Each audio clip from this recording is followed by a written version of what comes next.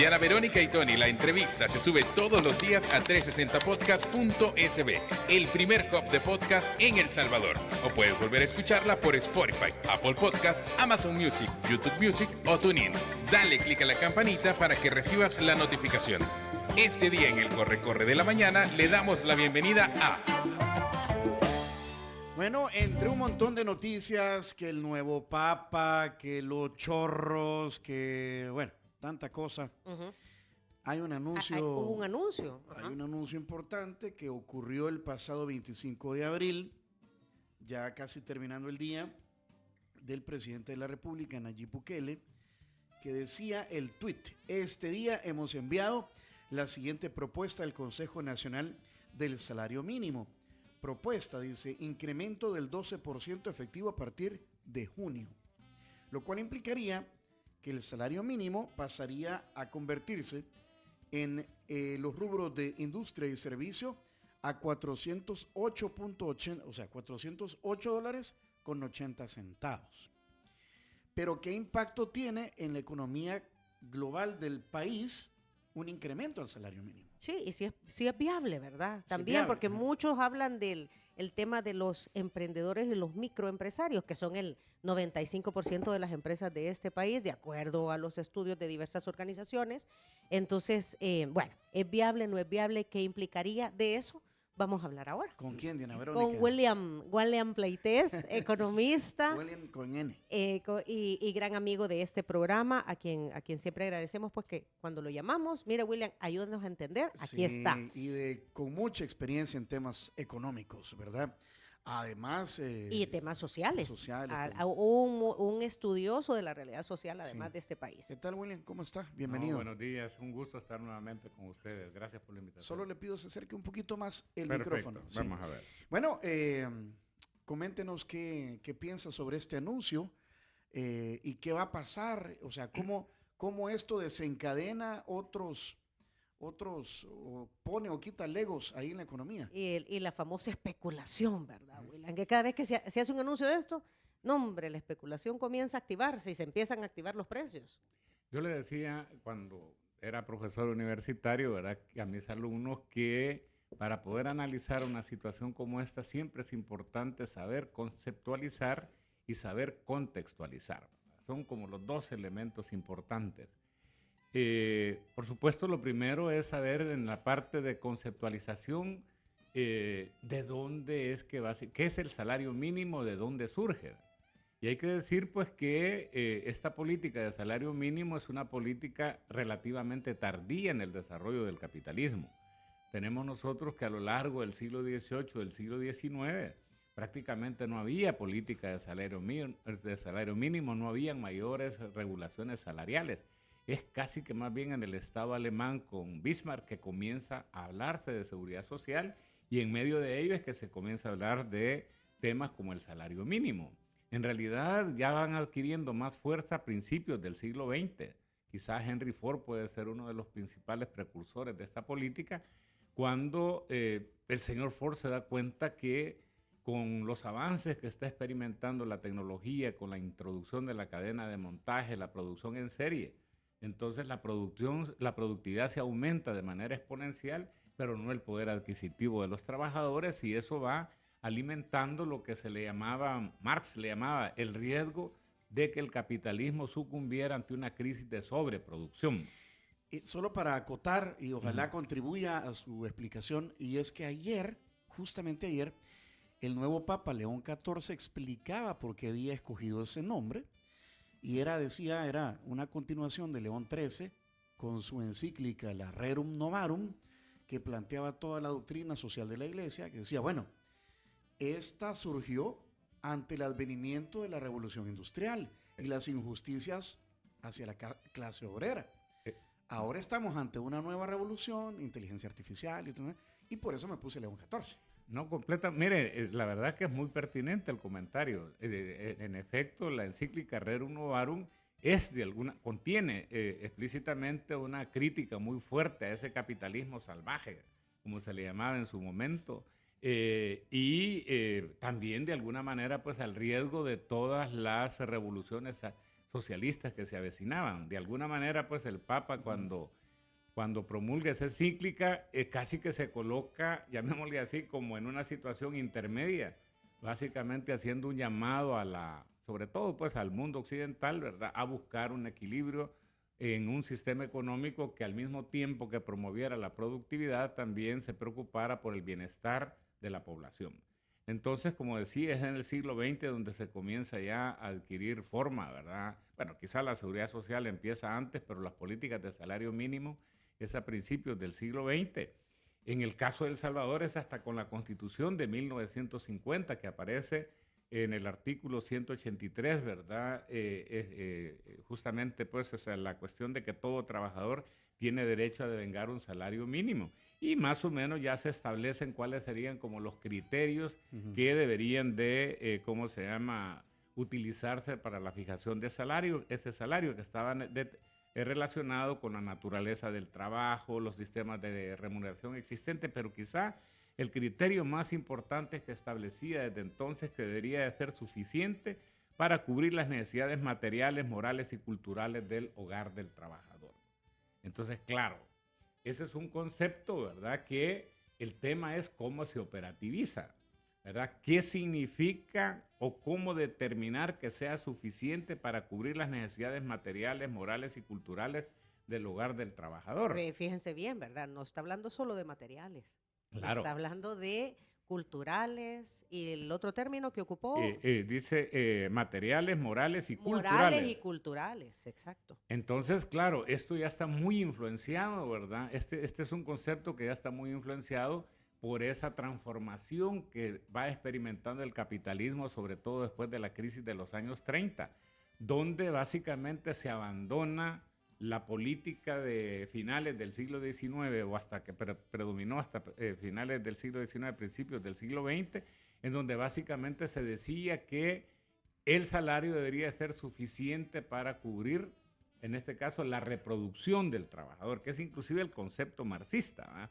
Entonces, la reproducción del trabajador, y por eso es que inclusive se determinaba cuál era la cantidad de energía necesaria que habría que reponer en el ser humano para que pudiese ser un operario de cualquier sistema de producción.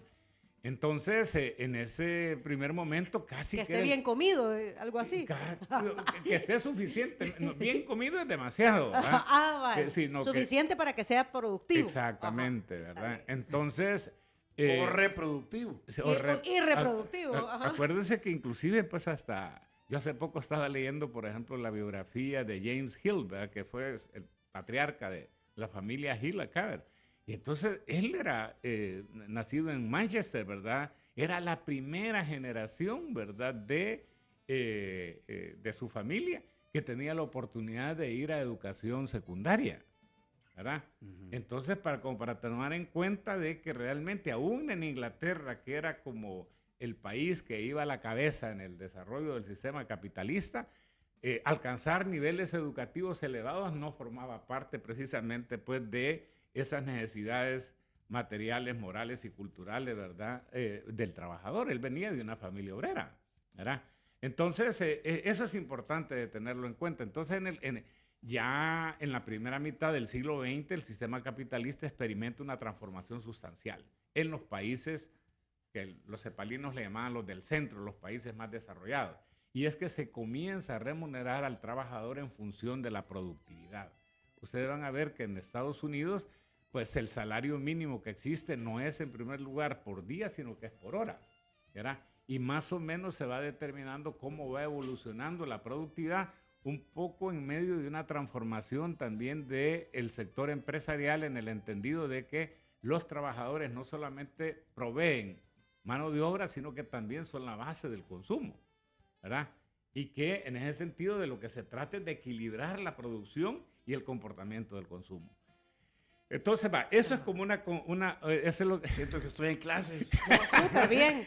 No, pero mira, es que te hace ver, vaya, no solamente es cuánto te voy a pagar, no, es lo que te voy a pagar, vos vas a comprar bienes y servicios que conforman el círculo. Claro. Ese dinero Ahora, va a regresar. el círculo es importante tenerlo en Ajá. cuenta, que de ahí viene otro concepto que es importante, que es el que se le denominaban la eficiencia laboral. La eficiencia laboral, básicamente lo que significa es que hay un comportamiento armonioso, vamos a decir, entre la productividad laboral y los salarios pagados a los trabajadores y la generación de empleo. O sea, en realidad, de nada serviría que aumente la productividad si prácticamente pues todo el aumento de la productividad se lo queda o el trabajador o el empresario y prácticamente no se utiliza para mejorar la competitividad de las empresas y poder generar más empleo. Entonces, son como las tres variables que hay que estar monitoreando permanentemente: productividad, salario real y empleo, ¿verdad? Si cualquiera de esas se queda rezagada, hay problemas, no hay eficiencia laboral, ¿verdad? Entonces, claro, nosotros tenemos un problema, quizá el que cuando se analiza el tema del salario mínimo, a veces como solo se aborda marginalmente, es el tema del empleo. Nosotros tenemos, según las estadísticas del Banco Central de Reserva, que el 68% de la población económicamente activa en El Salvador opera en el sector informal. O sea que, en otras palabras, no está siendo influenciada directamente. Ajá. Indirectamente, sí, Ajá. directamente por una política de salario mínimo. Exacto. Porque hemos tenido un déficit enorme en la generación de trabajo formal. O sea, nosotros hemos estado en los últimos 30 años en una situación en la que ingresan al mercado laboral aproximadamente, así en promedio, 50,000 personas. Cada ¿verdad? año. Cada año, y se han estado generando entre 13 y 15,000 empleos formales nada más. O sea, alrededor de la tercera parte o menos de la tercera parte. Por eso es que solo 3 de cada 10 tenemos empleo bueno, formal. de hecho, ¿verdad? Es un dato así como impresionante, es que en los últimos 20 años, ¿verdad?, se han generado menos empleos por año que los que se generaron en la administración de Molina, por ejemplo. Eran tiempos de conciliación. Entonces, claro, aquí hay un tema importante, ¿verdad? Y es porque realmente estábamos en un periodo en donde el país tenía una estrategia de crecimiento económico. Y prácticamente nosotros, y ahí es donde viene el otro tema, o sea, que realmente si uno solamente toma decisiones en materia de política salarial, pero no toma decisiones en otros ámbitos para asegurar tasas de crecimiento en la producción y en la inversión y en el empleo, entonces prácticamente lo que está haciendo es poniéndole parche, ¿verdad?, a la situación. Entonces, si no hay tasas de crecimiento altos, si no hay altas tasas de inversión, si no hay altas tasas de generación de empleo, entonces, pues sí, la política de salario mínimo va a ser siempre una discusión cuando haya intención de modificarla, pero no va a resolver mayormente los problemas del país. Las tasas de crecimiento económico de los últimos años, ahorita creo que acaba de haber un ajuste al 2. Que o sea, no hay 2. Es que estaba en 2.5 y la bajaron, ¿verdad? Sí, o sea, la bajaron. El Salvador ha tenido una tasa de crecimiento así en promedio desde el año 2000, en todo lo que va del siglo XXI, de apenas 2.1%. O sea, una de las tasas más bajas en los países en desarrollo y de las más bajas también en toda América Latina. Claro, eso tiene una explicación. Y la explicación que tiene es que nosotros nos hemos acomodado a un modelo que yo le denomino de exportación de mano de obra. Y eso es lo que de alguna manera también se rompe o tiene la amenaza de romperse actualmente en la administración Trump. Porque prácticamente en la medida de que se han endurecido las políticas migratorias, se han incrementado precisamente los riesgos de deportación. Entonces prácticamente lo que se visualiza es que si ese escenario no cambia, las remesas y las migraciones, que han sido el binomio más importante para entender el funcionamiento de la economía salvadoreña, se rompe, ¿verdad? Como decía, se han estado generando entre 13 y 15,000 empleos formales, pero se han estado yendo cerca de 50,000 personas por año precisamente. Entonces, alguien decía, mire, o sea que eso significa de que de cada 3 empleos o de cada 3 personas nacidas en El Salvador que se han empleado en los últimos años, 2 se han empleado afuera. ¿verdad? Entonces, eso de alguna manera, con la nueva política de Trump, lo que está diciendo, eso ya no puede seguir así, ¿verdad? O sea, eso no va a seguir creciendo nosotros porque siempre, menos gente se va a ir. claro, y nosotros decíamos antes, ¿verdad? No, es que eso de todas maneras va a continuar. Siempre pasan. Siempre pasa. Pero la verdad que estamos viendo que realmente la política del temor, si ustedes ven, o sea, en todos los canales, en todos los medios de comunicación, vemos un mensaje muy agresivo precisamente para advertir de los peligros, no solamente de la migración en el camino que era antes, sino que ahora es decir, el peligro de que usted va a ser deportado y va a ser enviado en el Secot. Claro, o sea, casi que con una suerte de criminalización de la migración. El otro escenario por el que estamos atravesando, William, es el ajuste del 3.5% del PIB como producto del acuerdo con el Fondo Monetario Internacional al gasto público. En 3 años tiene que hacerse. Y eso ha implicado el despido de muchos trabajadores del Estado. Claro, o sea, lo que tenemos es que en el diagnóstico que se ha elaborado de parte del Fondo Monetario Internacional de las finanzas públicas de El Salvador, lo que uno encuentra es que en efecto la participación de la masa salarial dentro del gasto público total es anormalmente alta, es mucho más alta que en los otros países de América Latina y de los países del mundo en general. Entonces, por eso es de que en gran medida, o sea, sin que el fondo diga, al fondo le interesa muy poco decir en tal ámbito en particular tenés que hacer el ajuste. ¿Cómo lo vas a hacer? No sé, pero hacerlo. Pero hacerlo. Entonces, claro, es decir, estamos hablando, decíamos, de un ajuste de 3.5 y en un escenario de tasa de crecimiento prevista mayor que lo que de alguna manera se está observando, porque la negociación del acuerdo se da en un contexto en donde decíamos el país está siendo golpeado también por otros fenómenos, que aquí es donde viene el tema ya no de la conceptualización, sino que de la contextualización, que es en este caso precisamente el impacto que las políticas de la nueva administración o de la segunda administración Trump va a tener sobre la economía salvadoreña. No solamente nos afecta desde el ámbito de las migraciones, sino que también desde el ámbito de las exportaciones, porque que nos hayan puesto...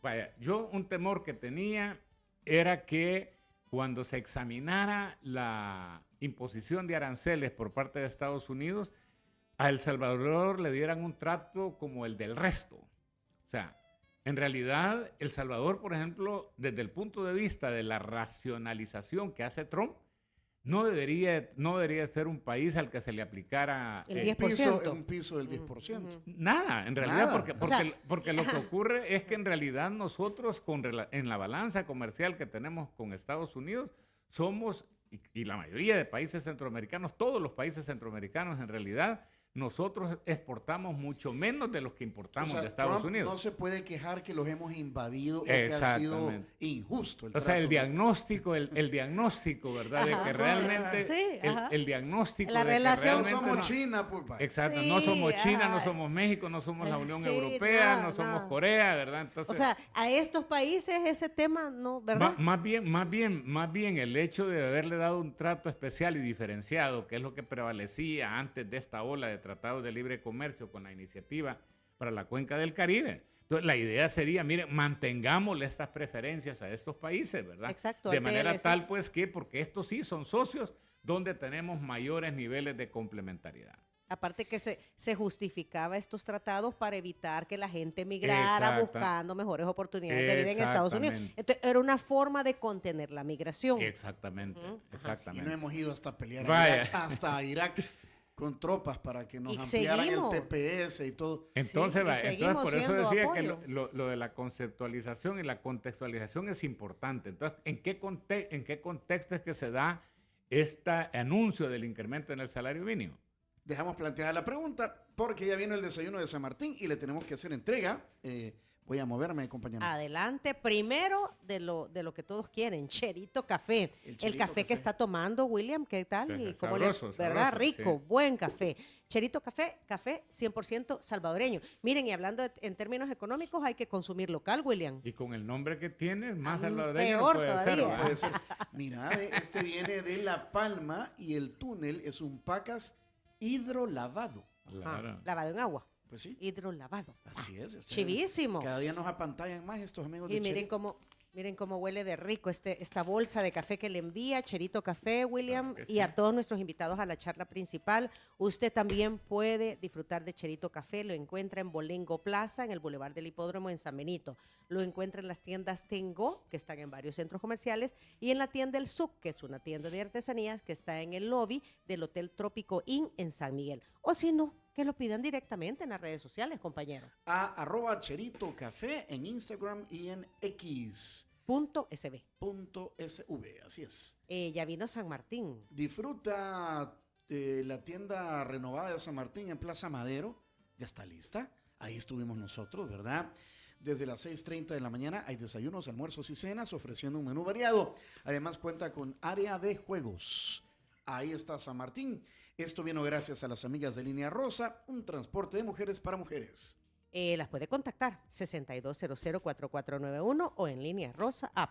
Acaba de templar. ¿Escuchó, compañero? El sonidito. eso Ese era. es el sonidito de alerta sísmo. Acaba de temblar, 7 kilómetros de profundidad, 4.8 grados en la escala de Richter, y la ubicación es fronterizo con Guatemala, de una intensidad leve.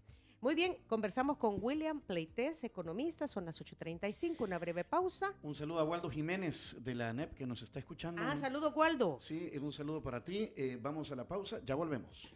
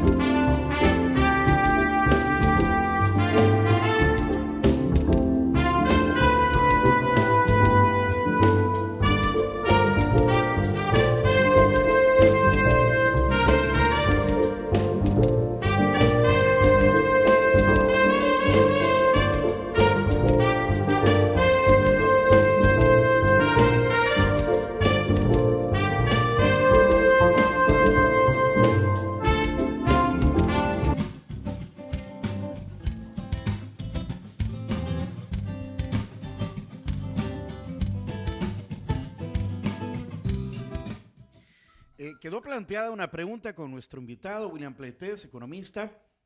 Estamos hablando sobre el incremento del salario mínimo. Lo otro que quiero dejar es, porque la última vez que se subió el salario mínimo, William, fue en el 2021, agosto 2021. Y fue del 20%. Del 20%, sí. ¿De dónde se saca el porcentaje? ¿Verdad? Pero bueno, usted había dejado planteada una pregunta. Vaya, yo decía que realmente, ¿verdad? Para poder determinar, porque el tema siempre está relacionado a lo que decía la Constitución de 1950, ¿verdad? Que decía que los salarios, decía que deberían de ser suficientes para cubrir las necesidades materiales, morales y culturales del hogar salvadoreño. Es obvio que definitivamente en la historia del país eso no ha pasado, ¿verdad? O sea, no ha habido ese efecto, llamémosle así, de la eficacia laboral, que es el que de alguna manera se buscaba cuando se instauró una política de esta naturaleza. Entonces, la cifra se determina en base a otras llamémosle, vaya, porque el tema es, ¿verdad? Vaya, en realidad lo que ha predominado en El Salvador es tratar de que los ajustes en el salario mínimo vayan orientados a la evolución del costo de la vida, que era como un poco quizás lo que predominaba en el siglo XIX, ¿verdad? Más o menos la reposición de las energías materiales. Entonces, pero en realidad, como decía, detrás de esto hay una institucionalización que es el Consejo Nacional del Salario Mínimo. Ahora, ¿cuáles son los criterios que se utilizan? ¿O cuáles son los que se deberían de utilizar? Bueno, yo decía, vaya, si uno ve desde el inicio de esta administración en junio de 2019 hasta ahora, únicamente se ha habido un aumento, ¿verdad? Supuestamente la política es que cada 3 años debería de estarse realizando, ¿verdad? Revisando, ¿verdad? Ahora, claro, cuando nosotros determinamos cuál debería ser, si nos vamos estrictamente a la parte técnica, llamémosle así, de queremos darle un criterio técnico, decir, bueno, ¿cuál debería ser ese salario mínimo? Si lo viéramos estrictamente por el comportamiento, cuánto ha aumentado el costo de la vida. Ahí viene lo primero, ¿cómo mido el costo de la vida? ¿Qué índice de precios voy a utilizar para saber cuánto se ha encarecido? Y aquí le voy a poner 3 indicadores, ¿verdad? Que son los que, en principio, uno debería por lo menos examinar. El primero es el índice de precios al consumidor. El famoso IPC. El famoso IPC. El IPC tiene la característica que reúne una canasta de bienes mucho más amplia. No solamente incluye bienes, sino que incluye también servicios, vivienda, salud, educación, alimentos, etcétera. Ahora, pero claro, nosotros nos damos cuenta que, en realidad la gente que recibe el salario mínimo, ¿verdad? Quizá su nivel de vida está más influenciado por el costo de los alimentos. O sea, el peso que tienen los alimentos dentro de la canasta de bienes y servicios que consume es mucho mayor que a un hogar de medianos y altos ingresos. Entonces dicen a otros, ¿y por qué no ajustar entonces mejor el salario mínimo en función del índice de precios al consumidor del rubro de alimentos? Ahí le va a dar otro cálculo. Y peor aún, alguien dice, no, mire, si es que lo que pasa es que el salario mínimo es tan bajo que realmente si queremos ajustarlo en función del costo de la vida estrictamente y con los precios que existen en el país, lo mejor sería ajustarlo por el índice de precios de la canasta básica alimentaria. Que es otro índice. Que es el que se utiliza como para medir la pobreza. Entonces, ¿cuál de los 3 utilizar? Pero estaba el IPC. El IPC general. Ajá, general. El IPC alimentos y el índice de precios de la canasta básica alimentaria. O el índice de precios de la canasta ampliada, de la línea de pobreza, si quiere. Entonces, pero como en realidad en El Salvador el índice de, la línea de pobreza es 2 veces la canasta básica alimentaria, entonces sería el mismo. Entonces, lo que quiero decir es que hay 3 indicadores. Entonces, eso es lo primero que debería de resolver, o por lo menos son elementos que debería tomar en cuenta el Consejo Nacional del Salario Mínimo, ¿verdad? Como digo, vaya, solo por hacerles, yo hice un pequeño cálculo que me decía a mí, ¿verdad? Que para marzo de 2025, ¿verdad?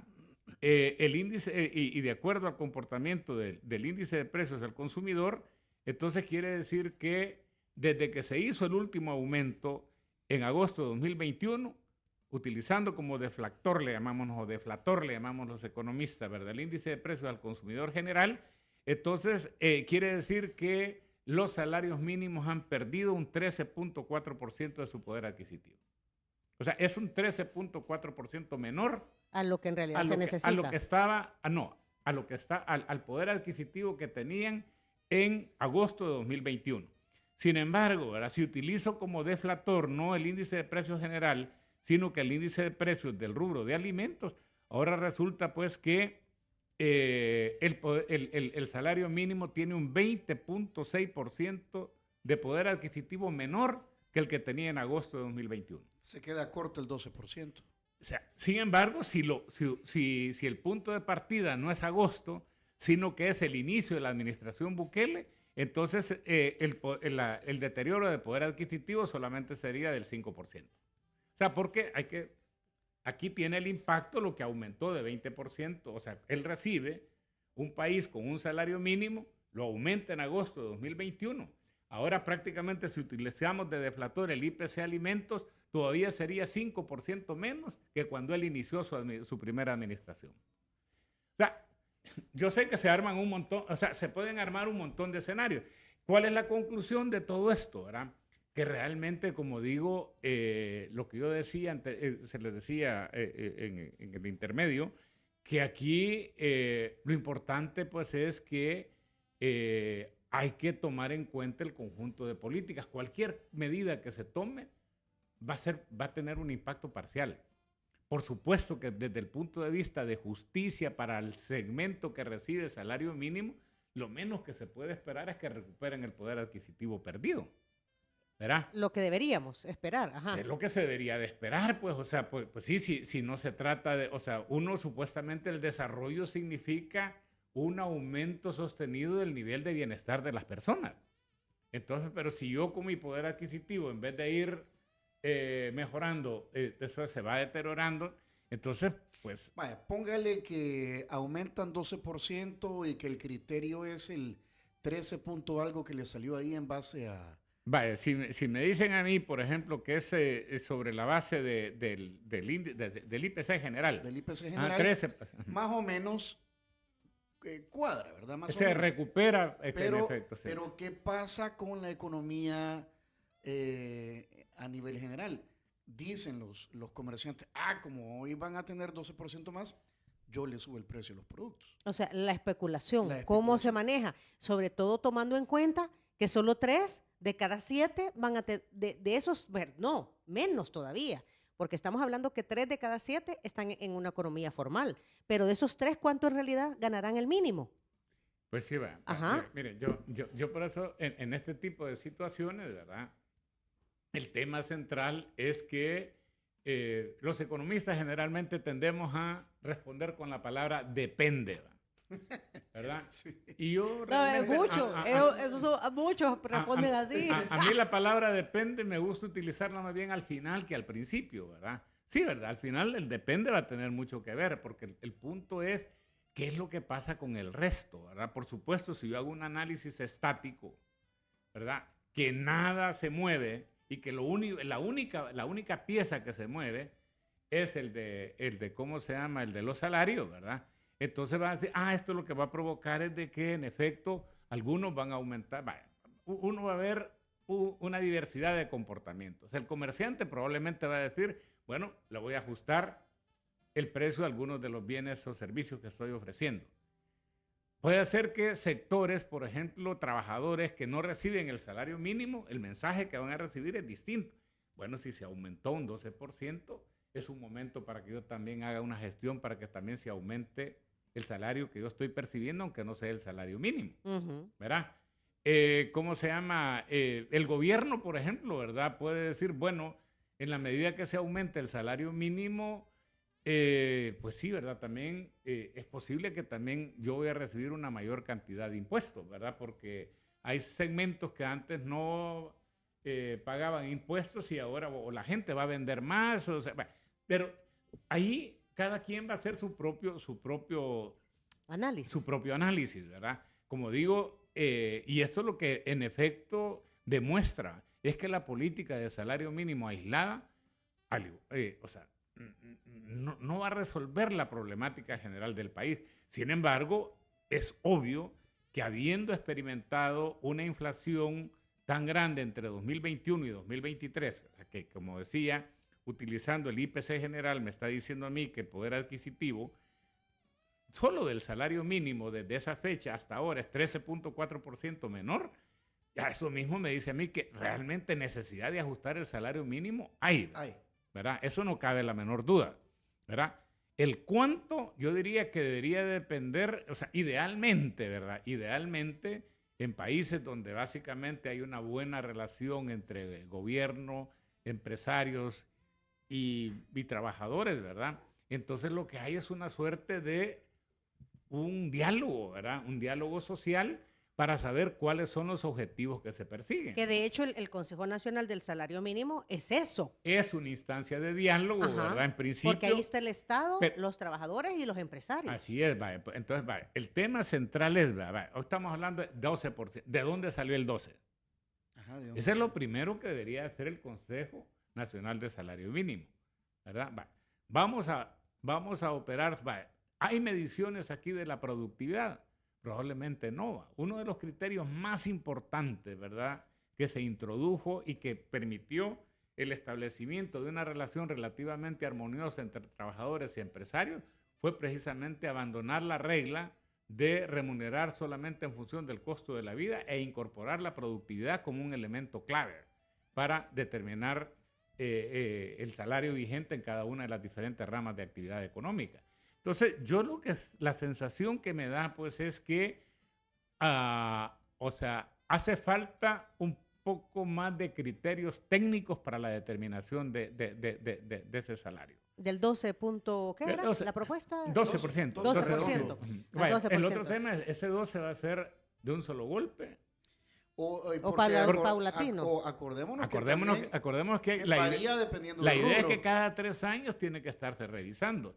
Y vaya, en realidad cuando las tasas de inflación son bajas no importa mucho, pero cuando las tasas de inflación se incrementan entonces tiene mucho más sentido, sí. que es lo que hemos experimentado, como decía, entre 2021 y 2023 fue un periodo donde la inflación alimentaria fue particularmente muy alta.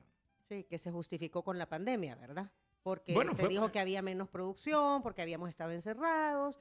Y entonces que había que normalizarse. Aunque en realidad es más post-pandemia. Pues sí, a eso me refiero, después del sí, 2020. Una interrupción de la cadena de suministros a un nivel global y entonces todo eso generó un incremento de precios. Nos quedan escasos 2-3 minutos utilizando la palabra en la frase depende. Hay una canción, ¿verdad? Depende, ¿de qué depende? ¿Qué va a pasar si se incrementa el salario en 12%? Yo no creo que vaya a pasar mayor cosa. No van a subir. Ya dicen que El Salvador es un país caro. A mí la sensación, sí, ¿verdad? O sea, y va a seguir siendo un país relativo, o sea, porque el tema es, los países son caros o relativamente caros, ¿verdad? Vaya, por ejemplo, si uno va a Estados Unidos, ahora Estados Unidos es particularmente caro. Si uno compara los precios en Europa con Estados Unidos, hay una diferencia sustancial en estos momentos, ¿verdad? Ahora, el tema con El Salvador es que con el nivel de ingreso per cápita o de ingreso nacional disponible per cápita que tiene, que incluye la remesa, el tema es que los precios son anormalmente altos en determinados sectores o para determinados bienes o servicios, ¿verdad? Uno lo ve particularmente en la propiedad inmobiliaria.